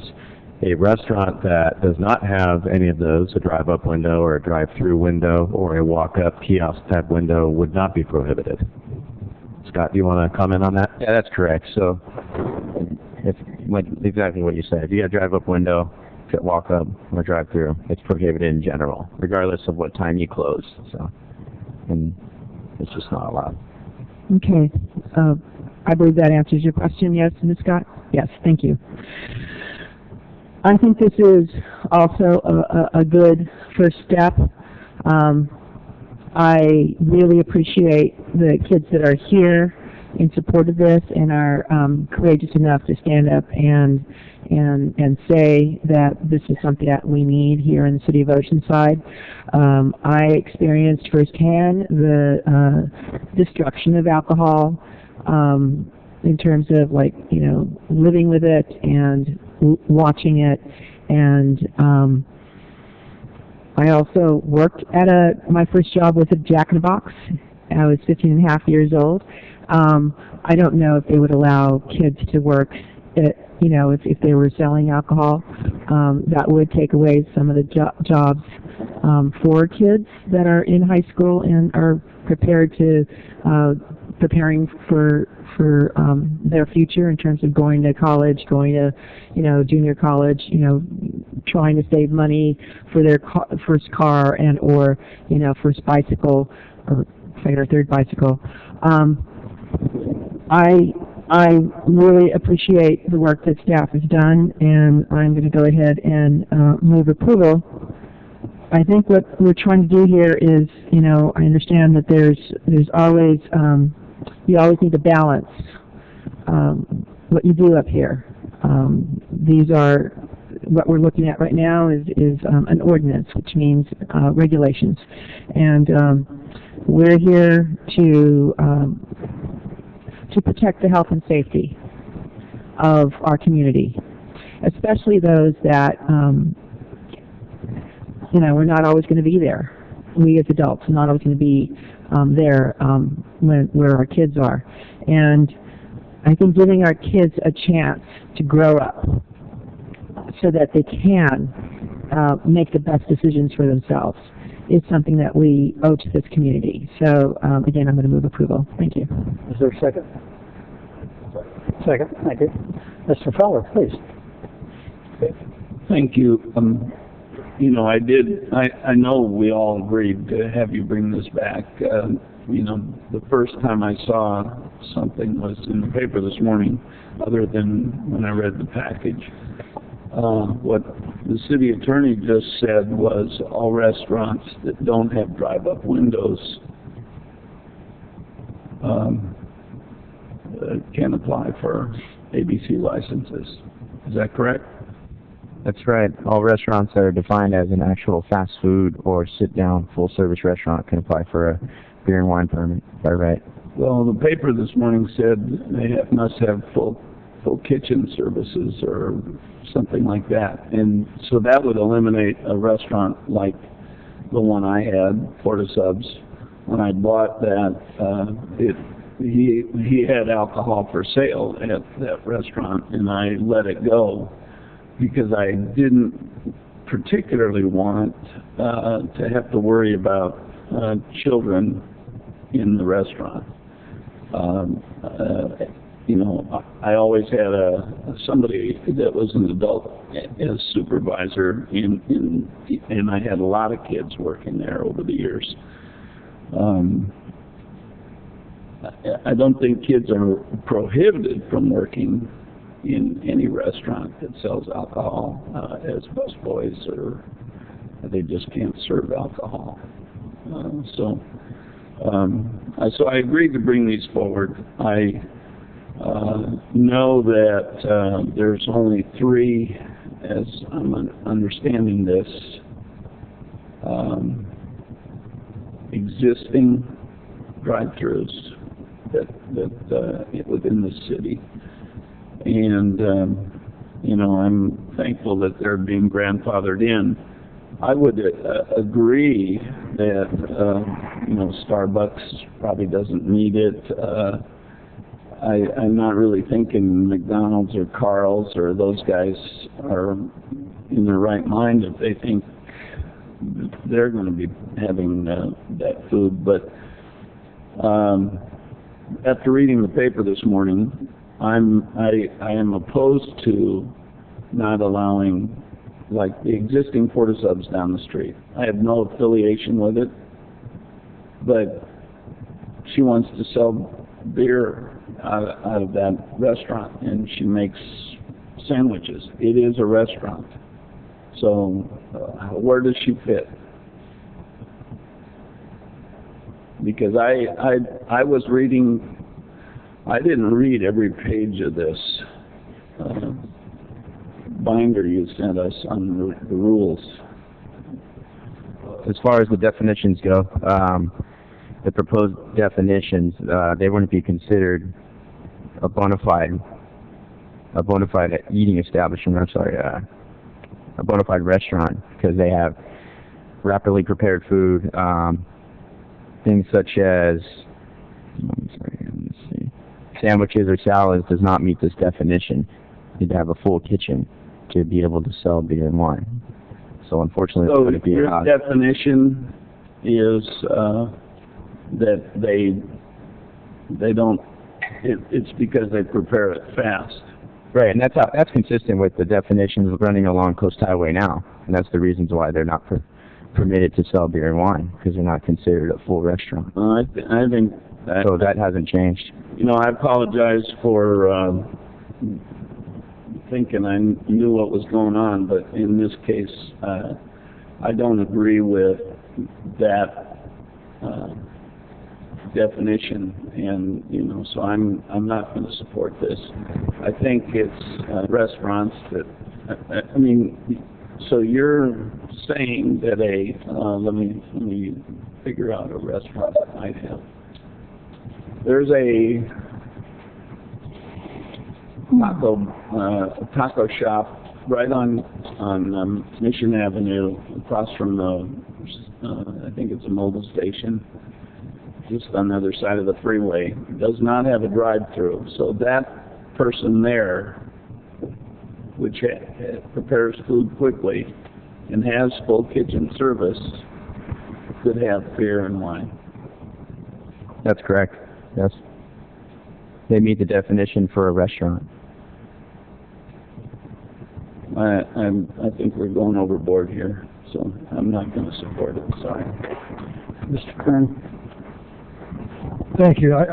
My question is probably on the same lines as Councilmember Feller's. You know, we have some, like, coffee shops here in town. In the morning you buy coffee and Danishes or whatever. Then actually for lunch you can buy coffee, a soft drink or whatever for a sandwich, and they have pre-prepared sandwiches. Now, my thinking is, you know, some of those places, these little off-the-beat coffee shops, the ability to have like beer and wine in the evening. You know, they have, but they don't have a kitchen. All their food is prepackaged or prepared.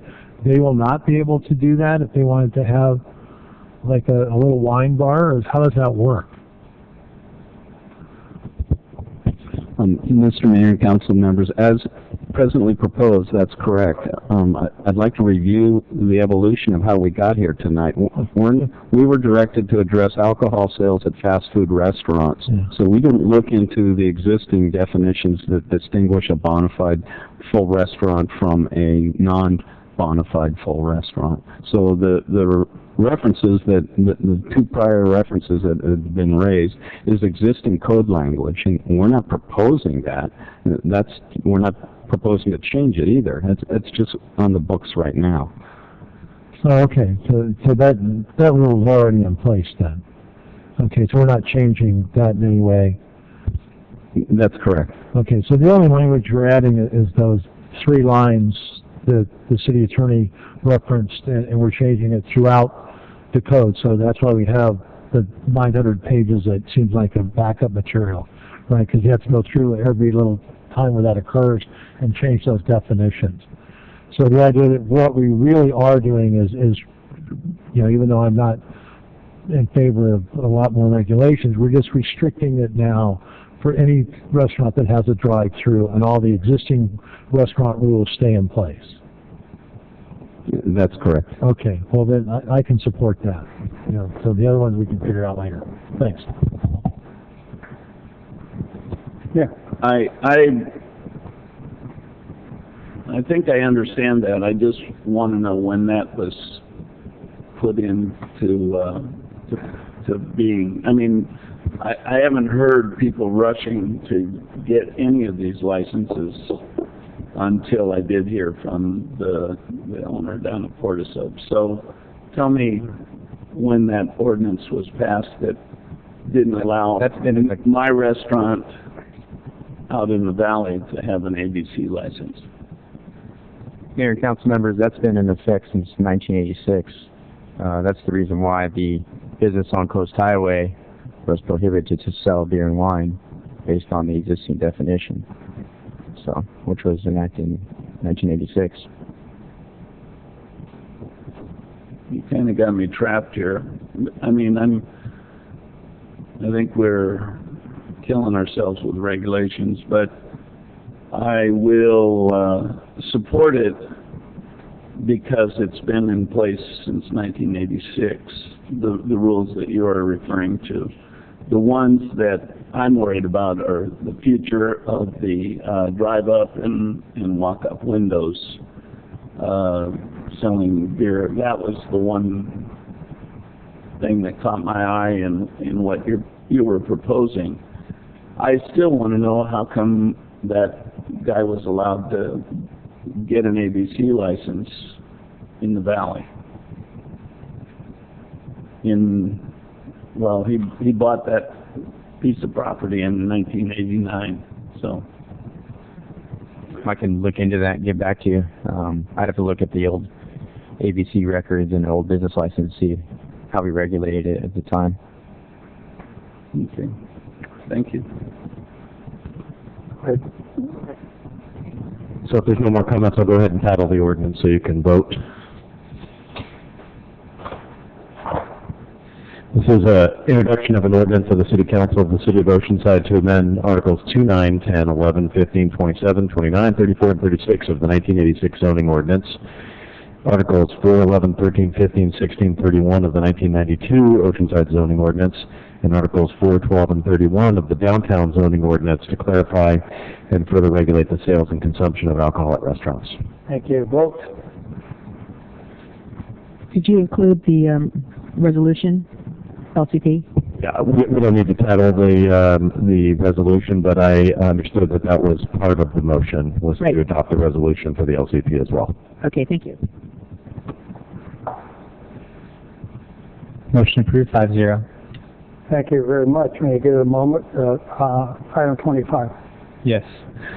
Item 25 is approval of a substantial amendment to the 2014-2015 Annual Action Plan, reallocating CDBG funds in the amount of $900,000 to the North County Solutions for Change 32-unit affordable housing development, up to $70,000 for tenant improvements for the North County LGBTQ Resource Center at La Mission, $20,000 for ADA improvements at Libby Lake Resource Center, authorization for the city manager to execute all related documents, and authorization for the neighborhood services director to execute agreements with the subrecipients.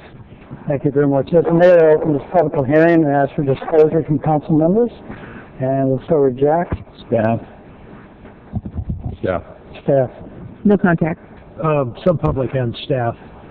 Correspondence, none, and we'll go forward with the council, please.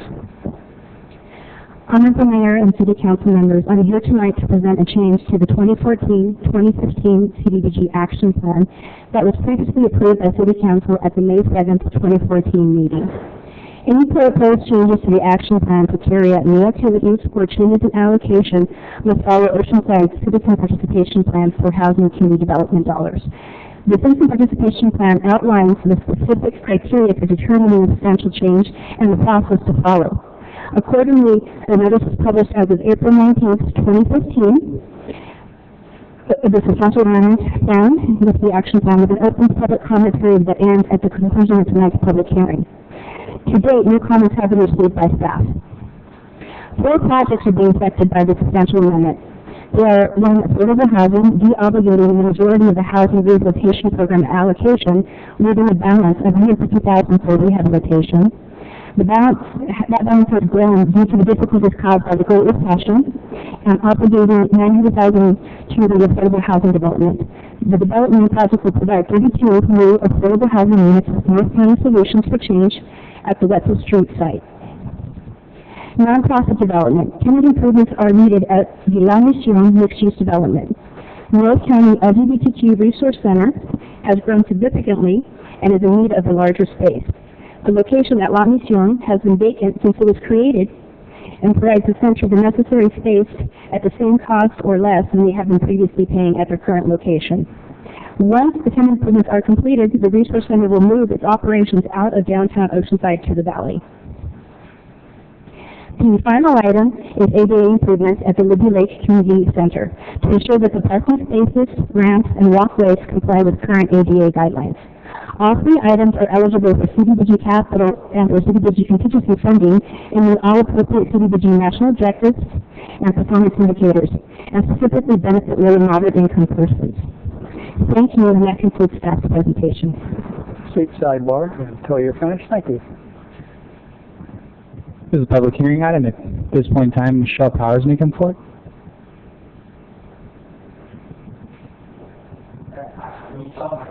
Oh. Sounds great, Max. Come on up. Yeah. No, you're available. Okay, perfect. Sounds great. No public on this. Back to the council meeting, Sanchez. I will also back that. Thank you. Mr. Feller? You guys are... I'm sorry. Okay. I have a question regarding using capital, doing capital projects, and I think, I mean, this seems like about the first time we've done that out of these funds. So, explain to me how we came up with capital improvements out of this project. Neighborhood Services staff has a partnership with the community nonprofit groups and the organizations, and they meet with them periodically to see how they're doing, what their needs are, and items of that nature.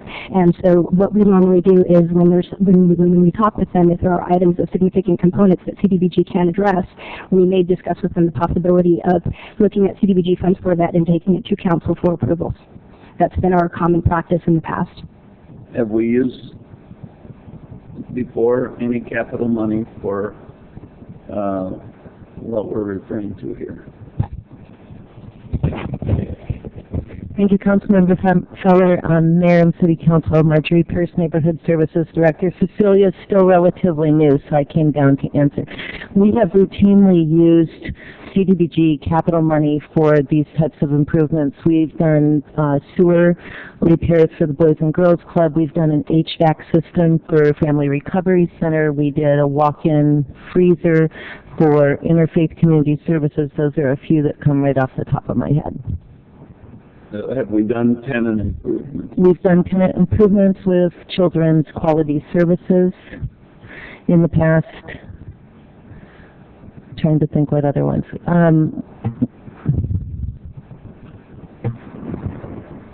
Trying to think. Just off my head, I know we did with child quality services. So, and how much money is there available for that? We are recommending up to $70,000. It might not cost that, but that was just an estimate that we got before the center is able to hire an architect and actually know what all the costs will be. How much is left in this account? There'll be roughly, after all of these obligations are met, there should be a little over $100,000 left in the account. And we plan to come back to the council hopefully in June and recommend that most of those funds go to do the improvements to the repairs that need to be made at the Libby Lake Community Center. And my other question is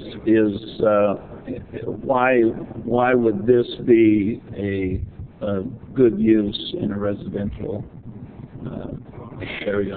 It's actually a mixed-use development and has a commercial component to it, so this would actually be in the commercial component. And they do serve a CDBG-eligible community of low and moderate income folks. How much rent are we getting out of this? I mean, obviously, if we build this, we're going to get rent. The rent is negotiated. We don't have any ownership of that commercial space, but we don't negotiate that. It's negotiated between the developer's broker and the center. My understanding is what they have negotiated is to pay $2,500 a month, but the first 5 months they will have a reduced rent, which is similar to the way that the developer treated North County Health Services when they put in tenant improvements into that facility. But we're paying the tenant improvements. We are, yes, because of CDBG eligible, and we're making that recommendation. But they're going to have to end up paying full rent and increased rents over the years. Okay.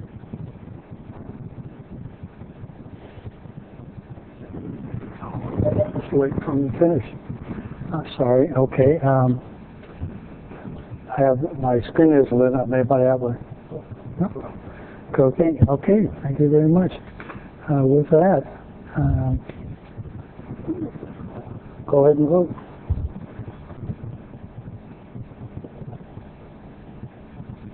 Motion approved 4-0. Feller abstained. Okay, thank you very much.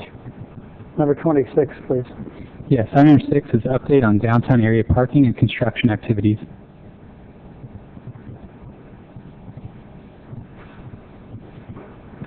Hi, Rick, thank you. Jimmy, please. Honorable Mayor and members of council, Rick Brown, Interim Development Services Director. Thanks to Jimmy. Jesus. Yeah, yes.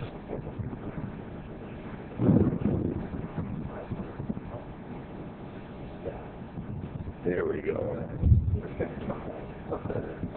There we go. Perfect. Thanks for the assistance, gentlemen. Honorable Mayor and Council, and especially the public, there are a number of downtown development projects that are going to be forthcoming here, some in the very near future and some over the next year. I'm here to give you an overview of the location of these properties and projects and describe how they're going to change some of the existing parking arrangements downtown. This is a current view of our downtown area. The aerial is pre-Spring Hill Suites, but for reference purpose, Spring Hill Suites is located there. Starting in mid-June, GF Properties is going to develop Block 18 into a mixed-use project, and in order to accomplish that, their property at Block 19, both of these existing parking lots will be closed forever. They are currently leased parking lots leased by the city from GF Properties, and mid-June they will be closed. A week from tonight, May 27th, in the library community rooms, GF Properties and Ryan Company will be conducting a community outreach meeting to go over the details of their project. That'll begin at 6 p.m. Wednesday, May 27th, in the library community rooms.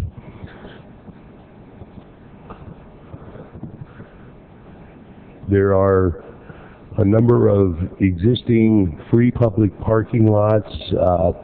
One is shown here in blue. June 3rd, at your meeting, proposals will be forthcoming to hopefully create 2 temporary parking lots. One on what's commonly known as the Top Gun lot, the other in the former skateboard park behind the Wyndham there. The details and the financial arrangements will be once again coming to you on June 3rd. Approximately November of this year, City Lot 23 will be taken out of service, and construction will begin on the city parking structure and the mixed-use development on that property. Simcoe Green Properties has a very innovative project just across the street here on North Cleveland. Their anticipated construction start is December to January of 2015, January 2016.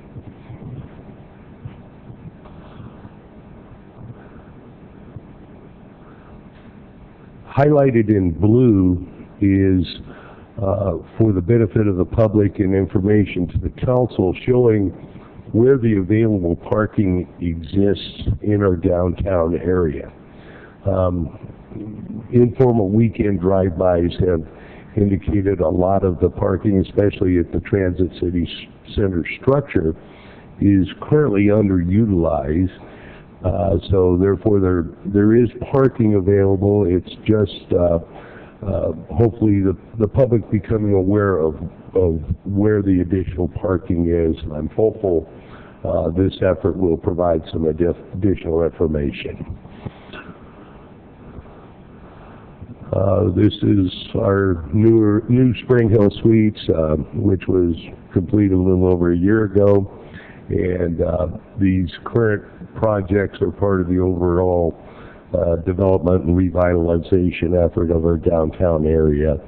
And with that, I'd be happy to take any questions from anyone that may have. Well, thank you. No public on the item. Any comments from the council for him? Yeah. This is for information only. Do you want to ask any questions? Yes. I have one question. The Graves home, how is that lot going to be divided up? I mean, how close are we going to get to that house? Close enough to knock it over. My understanding is that the Engineering and Public Works Department are very expert in protecting that home, and Mr. Smith here, our city engineer, can probably answer in better detail.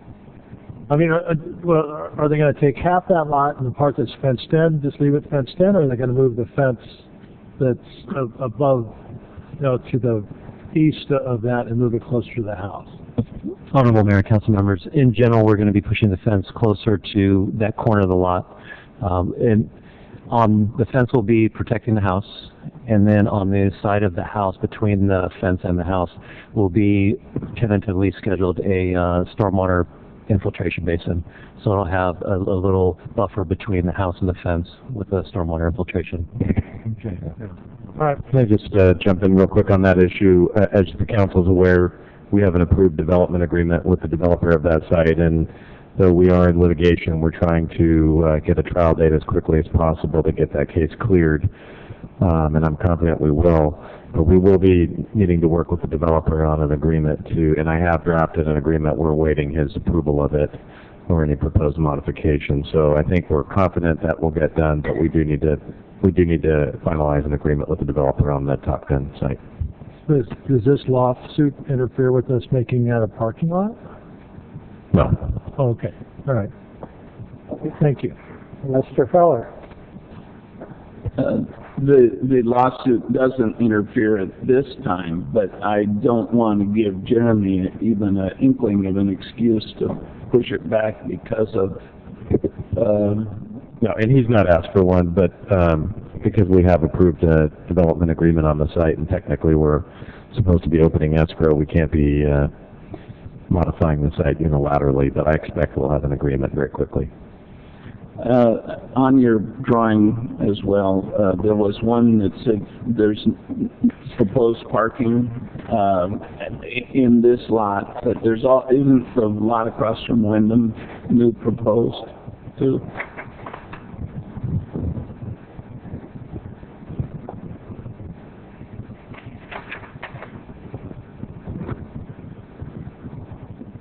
That lot. Councilmember Feller, this is City Mark Block.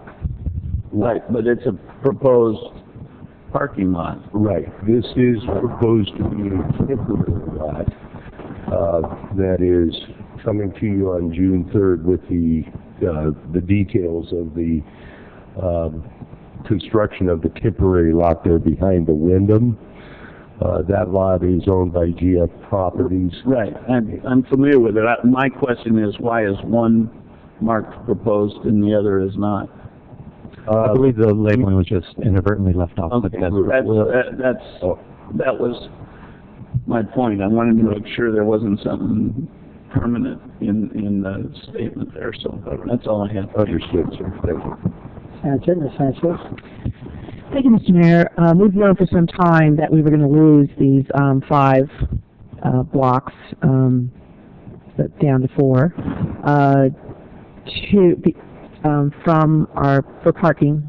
for public parking, which is why we've been really anxious about the mixed-use parking lot that we're building on Lot 23. Will we have enough spots to make up for the ones that we're losing? Now, how many are we losing? How many spots are we going to be building? What's the time line here? The lost parking from block 18 and 19 is 276 spaces. The proposed temporary lots, which would be the Top Gun lot and the former skateboard park behind the Wyndham, would accommodate 250 spaces, giving us a net loss of 26. That's presuming the agreements go forward. Okay, and will we be having these access to these lots until we build our parking structure? I guess I'm looking at the timeline. Right. For the former skateboard park, my discussions with GF Properties indicate that would be available for approximately 2 years. Okay. Under their current development plan or schedule. Lot 23, where our city parking structure and mixed-use project will go, closure will remove 181 spaces, When constructed, there will be 435 new spaces with 355 spaces reserved as dedicated as free public parking. So the parking capacity when completed will be nearly double what it is currently. Okay, we're losing a total of 457. Is that right for all the lots that are being closed down? Yes. Okay, we're losing 457, and we're gaining how many in our public parking structure? Did you say 350? There'll be a total of 435 in the new structure. 355 of those spaces are dedicated as free public parking. The other spaces are dedicated for the residential use there. So we're losing 102? The net loss would be approximately 102. So where do we propose that we're going to put those 102? Councilmember Sanchez, we have, I believe, a little bit of different dialogue going on here. When City Mark was entitled 5 blocks, it's my understanding that the parking was addressed as a whole. So the net loss is not the numbers that we're talking about here. We have different situations going on. We have temporary parking that is addressing the construction. We have Block 18 and Block 19, which were entitled, and the parking was addressed in those entitlements. Then we have... No, my question has to do with what we have there now in terms of public parking lots and understanding they were leased. We had 5. We had 6 originally. We're down to 5 because of Spring Hill Suites. Now we're down to, we're going to be down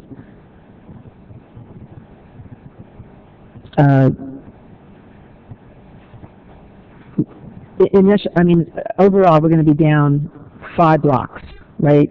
That's the City Mark, the original City Mark, 5 blocks, and then the 6th block was our Lot 23. So of the total parking that we had access to on those 5 blocks, when we were leasing, these were long-term leases from city, actually from the railroad company before.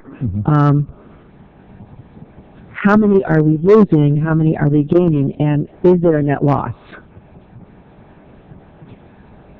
Is there a net loss as related to how the project was entitled, or in the interim while all this is developing? We've had parking, public parking. We've provided public parking through leases all these years. I don't know, for several decades now, right? Right. And we have I don't know how many there are. 6 parking lots. How many spaces was that? 6 parking lots at the time. We're going to go down to one parking structure, Lot 23, of those 6. How many parking spaces were there for the 6 that we once had? How many are we going to have? And you already told me 355 for the new parking structure. What is the net loss? In order for me to accurately answer that, I'd have to pull the staff reports. Going back to my original statement, each of these lots or these groups were entitled, and in that entitlement process, they addressed the parking. So when you're saying we're losing the parking lots, they're developing, but that was built into the project as it was entitled. So I understand that. I understand that. But in terms of just making it simple, like looking out there and saying, "Oh, these parking lots are disappearing," that's what the public's going to say. All right. Yes. So we had a certain number of public parking spaces for 6 lots. All right. When we're all done, when redevelopment is all done and these lots are developed, we're going to go down to 1 parking structure of the 6. We know that we're going to end up with 355 dedicated public parking spaces. What are we down by? Councilmember Sanchez, Mayor and council members, we'll go back through and get you an exact number so you have it precisely. We'll go back and pull those staff reports so that we're telling you the right number. Okay. Well, I probably also would want to know, and I think the public would want to know where, as a member of the public, I'd want to know, okay, this is great. we're developing, we're finally getting there. But where is the parking going to be? How much is it going to be? And, you know, I'm pretty sure this is the Coastal Commission issue as well, right? It's the public access issue. So, and also include the parking lot that we put in, you know, along the railroad, which we talked about for months. So you go back to the beginning and how much parking to start with and how much parking we add, because we've added parking in the interim. You know, so you just can't start with the temporary lots and say, oh my God, we're losing temporary lots. We've already mitigated for that. We've already planned for that. So it's not a coastal issue. It's already in the entitlement. And Councilmember Sanchez, I do appreciate the question because from a perspective standpoint, yes, the public would look out there and we have existing temporary lots right now that are not parking, permanent parking. And when those go away, when they get developed, right, with the beachfront hotel, then they're going to look at that and there may be the question, and we have started dialogue with Coastal Commission staff to make sure that there's an understanding that those are temporary lots constructed or put in place during the construction, and the intent is to have those there as long as we can to serve the public so that they can use it as their serving facilities, but they obviously are not permanent. right, but we are required to replace them as we go through the redevelopment. We have been required to replace them. So I think that, you know, 355 on its face doesn't look like we're really covering, really planning for the closure of the public parking lots that we have there.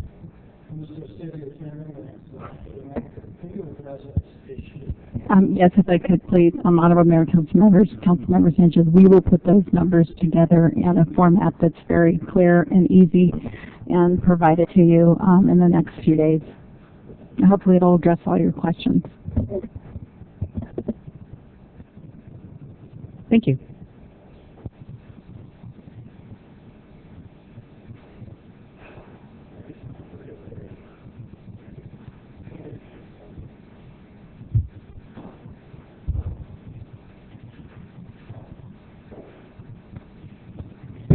Item 27 is the adoption of an ordinance of the City Council of the City of Oceanside amending subsections E and F under Section 10A.3 to Chapter 10A of the Oceanside City Code, establishing tobacco and smoke-free environment in the Pier Plaza area.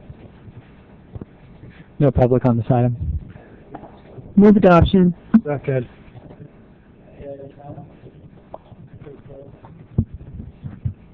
Motion approved 5-0. Yes.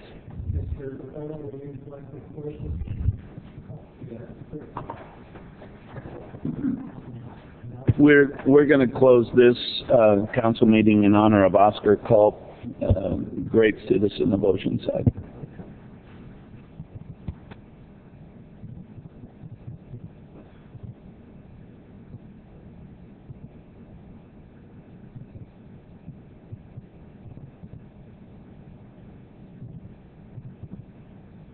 Thank you.